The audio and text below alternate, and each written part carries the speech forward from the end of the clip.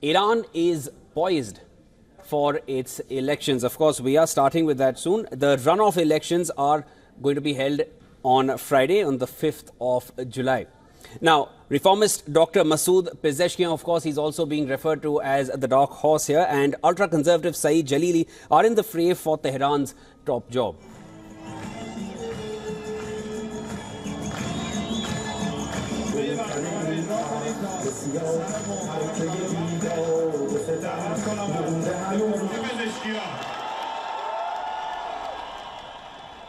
The runoff election follows last Friday's polls, where only about 40% of voters turned up to cast their ballots. As a result, none of the four candidates were able to garner the 50% of votes needed to win, sending the election into a runoff round.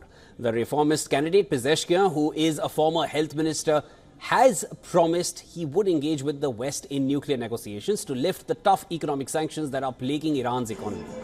Then on the other hand, the ultra-hardliner, the conservative Saeed Jalili, a former nuclear negotiator, has portrayed a much tougher position on negotiations. He has also underlined his plans to defeat sanctions and strengthen economic ties with other countries instead. Now, Iran's spluttering economy, sanctions led by the United States, and women's rights remain major issues in this election. Of the 5 conservative and hardline candidates allowed to run in the election, 3 have backed Jalili and 1 has endorsed Pezeshkian. On the 3rd of July, both the candidates held their final rallies to woo the voters before Friday's runoff polls.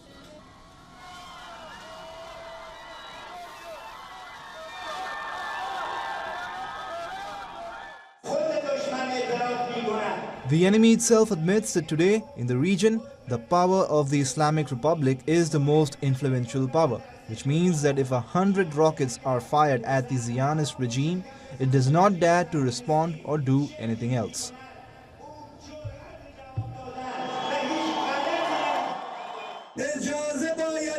People must be allowed to express themselves, and we must allow that. I have said this repeatedly, that the nation is not led with one certain person, group or faction. The nation will be led with all the Iranians.